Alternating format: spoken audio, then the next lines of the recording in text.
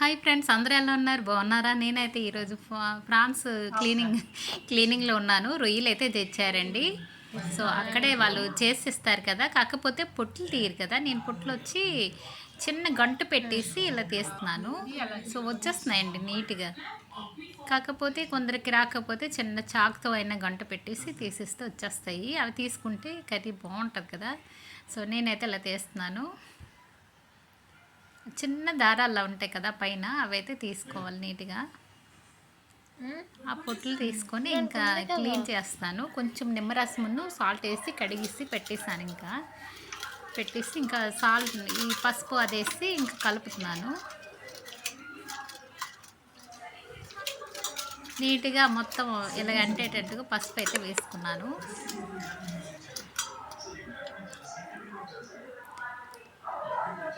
చూడండి, నీట్గా క్లీన్ అయిపోయి కదా. సో ఇప్పుడైతే ఉల్లిగడ్డలు వచ్చి కొంచెం మిక్సీ పెట్టుకుంటున్నానండి. కొంచెం గ్రేవీలా ఉండాలి కదా, అందుకనేసి నేను దీనిలోనే అల్లము వెల్లుల్లి కూడా వేసేస్తాను. ఇంకా స్టవ్ మీద ప్యాన్ పెట్టుకొని ఇంకా రెడీ చేస్తానండి. పోపుకి కూడాను ఆయిల్ వేసి దాల్చిన చెక్క, వేలకి పండు వేస్తున్నాను. వేలకలు రెండే వేసాను. ఇంకా బిర్యానీ ఆకు ఒక 2 ముక్కలు వేసుకున్నాను.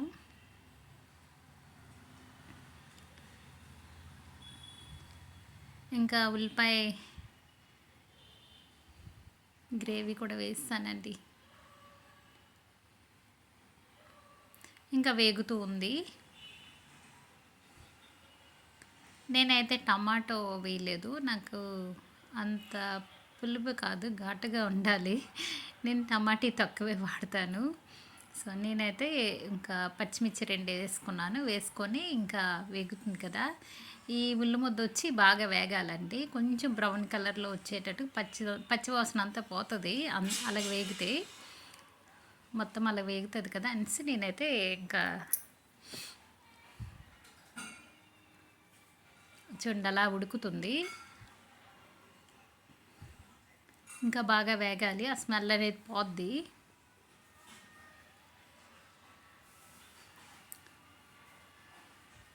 ఈ పక్కనైతే నేనైతే రసం పెడుతున్నాను. రసం అయితే మరుగుతుంది. సో తర్వాత పోపు పెట్టుకుందాం అనేసి ఇంకా పక్కన పెట్టేశాను, మరుగుతూ ఉంటుంది కదనేసి. ఈలోపు ఉల్లి ముద్ద వచ్చి వేగుతుంది కదా.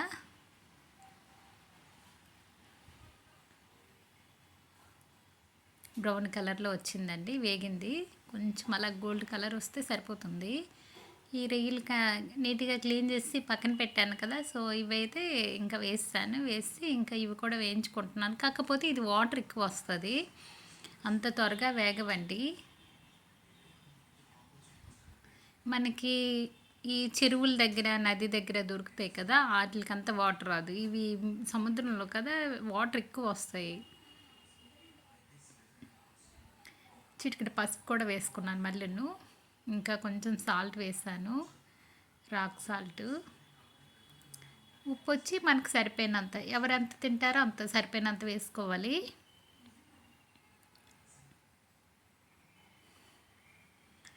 ఇంకా నేనైతే ఇట్లా అలా వేయించుకుంటున్నాను. ఇంకా వాటర్ అయితే దిగలేదు కదా, సో కొంచెం మూత పెట్టేసి ఉంచుకోవాలి. నేను వచ్చి కొంచెం పుదీనా కూడా వేసాను, ఒక 2 రెమ్మలు పుదీనా వేసానండి.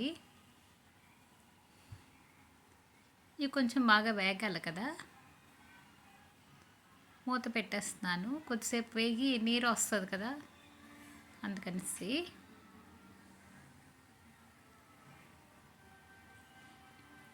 ఇంకా అది వేగుతూ ఉంది కదా, అటువైపు రసం కూడా మరుగుతూ ఉంది. ఇంకా పోపు పెట్టుకోవాలి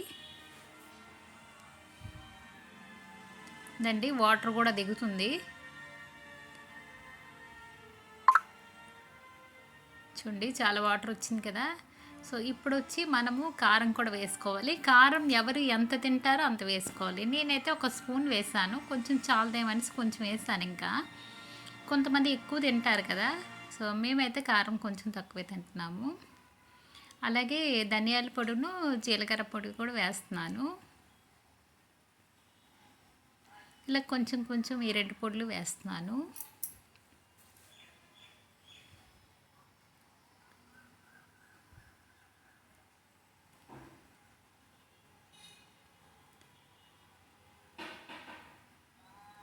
ఇంకా ఇది కూడా మసాలా కూడా వేస్తున్నాను. ఒక స్పూన్ వేసానండి మసాలా పౌడర్ కూడాను.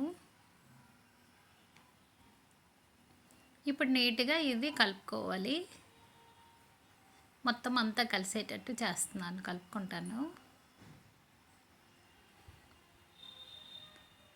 మనం అన్నీ వేసాం కదా, మొత్తం అన్నీ ఇలా కలుపుకుంటే నీట్గా కలిసిపోతుంది. ఇంకా వాటర్ అయితే లాస్ట్లో వేస్తాను.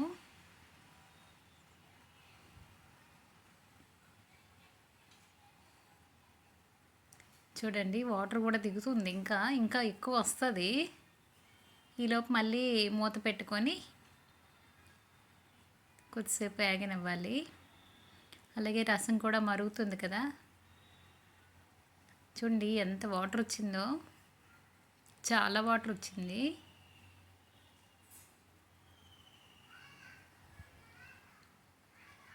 వాటర్ ఎక్కువ ఉంది కదా.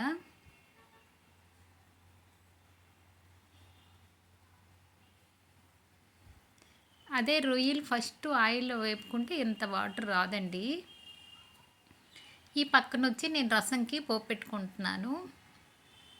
కొంచెం మెంతులు, ఆవాలు, జీలకర్ర వేస్తాను.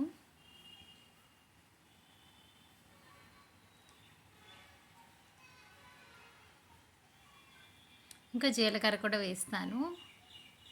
రసం ఎప్పుడు పల్చగా నీట్గా ఉంటే బాగుంటుందండి.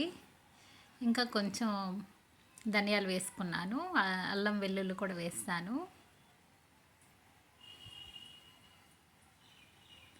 ఇంకా కరివేపాకు మా చెట్టుదేనండి, ఫ్రెష్గా ఉంది. ఇంకా ఎండుమిర్చే వేస్తాను రసంలోన.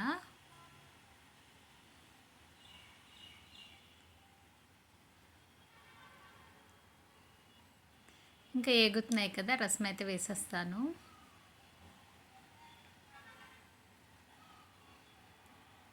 చూడండి బాగా వేగిపోయింది. కొంచెం ఇంగువ కూడా వేసుకోవాలి ఇప్పుడు.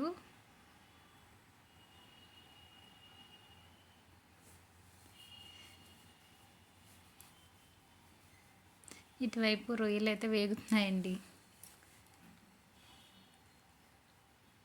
కొంచెం వాటర్ అయితే వేసుకున్నాను.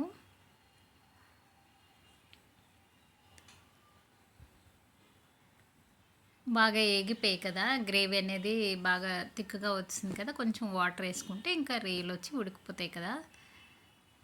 ఇంకా ఈ లోపు అయితే రసం కూడా అయిపోతుంది. కొంచెం ఇంగువ వేసుకున్నాను.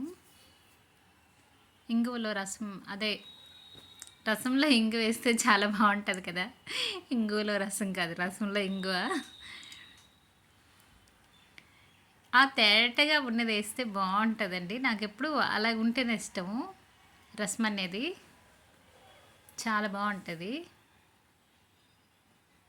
నేను చింతపండు కూడా అస్సలు పిసకనండి. అంటే కొంతమంది ఇలా బాగా రసం దిగాలనేసి దాన్ని ఇచ్చేస్తారు కదా, సో నేనైతే అలా చేయను. చూడండి రసం చాలా బాగా కనిపిస్తుంది, బాగుంటుంది కూడా ఇలా పెట్టుకుంటే. ఇలా ఉంటుందండి.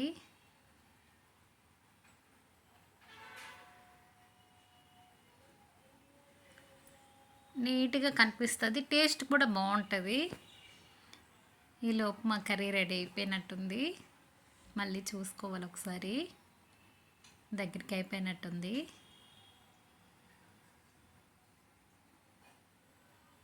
అయిపోయిందండి, నా రొయ్యల కర్రీ రెడీ అయిపోయింది.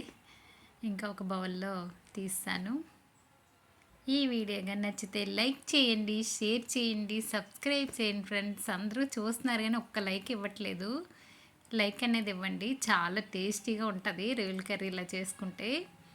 చాలా బాగుంది, సూపర్గా ఉడికాయి. మళ్ళీ మరొక వీడియోతో మళ్ళీ కలుస్తాను ఫ్రెండ్స్. Bye bye.